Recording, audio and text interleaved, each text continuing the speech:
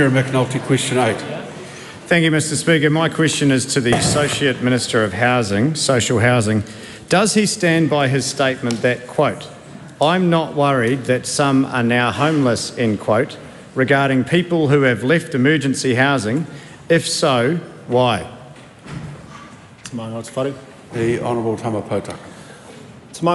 This was a similar question asked by the Honourable Willie Jackson in August. And as I said then, as I will now, the member mischaracterised the context in which the comments were made around the government's Priority 1 fast track to get whānau with tamariki who'd been staying longer than 12 weeks in emergency housing out of that moral, financial, cultural and social catastrophe. The question asked, I'm not worried that some are now homeless. My answer is that none of the 726 households and 1,452 tamariki living in emergency housing and transitioned through Priority 1 by 30 September 2024 into social housing were homeless when placed. Every single one of those 1,452 children were placed into warm, dry homes. Supplementary. When he says he is worried about emergency housing numbers, but isn't worried that some are now homeless, end quote, isn't he just saying that all he's really worried about is reducing costs?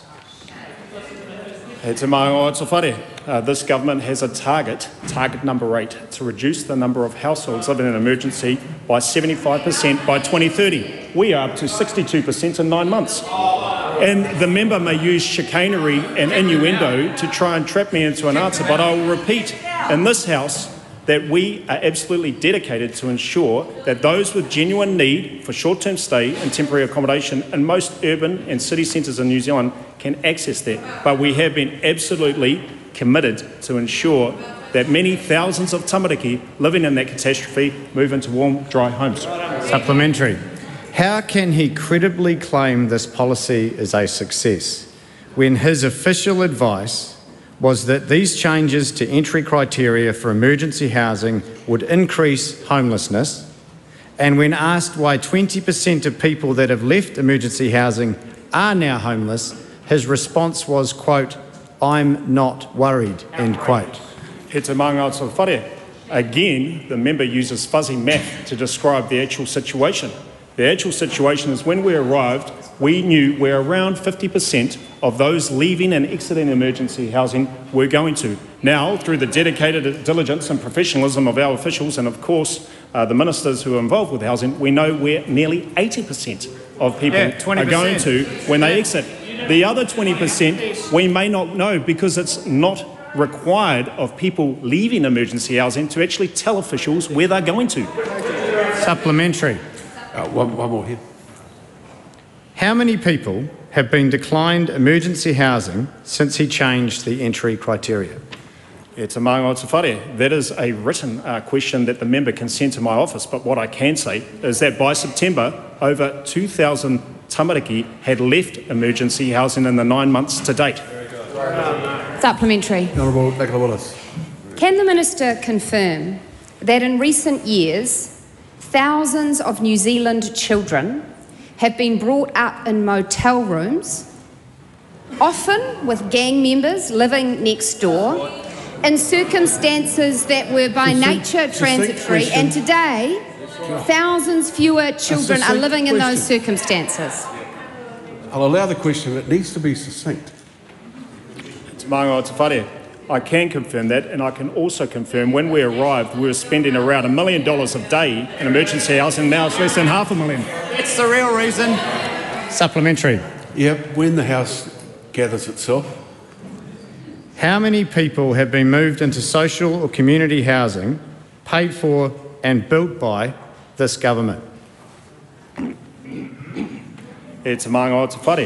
Again, I can reiterate and respond to the member again who asked a very similar question last week, that social housing has been built by a number of governments over the years, and those people that have moved into those social houses built by a number of governments over many years are very, very comfortable. What I can also say is this, is that there continues to be availability for emergency housing for those with genuine need for short-term stay and temporary accommodation in most urban centres in this country. The honourable point of order. Thank you, Mr Speaker. The Minister responded to a pretty straight question with a statement that referred to past governments. He did not respond to the straight question about this government. He should have another go. Well, thank you for giving me the direction as to how I should proceed on this, but I think it's not unreasonable that he makes the point that since 1938, a number of governments have built social housing in New Zealand. The Honourable Nicola Willis. In light of the implication of the questions from the member opposite, is it the Minister's view that it would be a sign of success if there were more New Zealanders living in emergency motel rooms? Tama Potaka, it will not be a sign of success, and that's why I'm very proud, along with my ministerial and caucus colleagues, that we have seen thousands of people leave emergency housing in the last 9 months. Supplementary. Is it not the case that any people that are now homed from emergency housing are in homes funded and built by the previous Labor government, and the decrease in emergency housing numbers is because he and his change in criteria is stopping people getting into emergency housing in the first place? He Tama Potaka.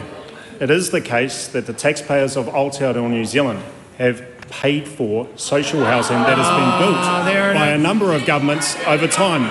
And just to add this, that in the event that the member has been ever involved in building houses before, I think it would be pretty incredible for you to buy the land, plan the house, get the funding support and go through all the regulatory molasses to build a house within 9 months.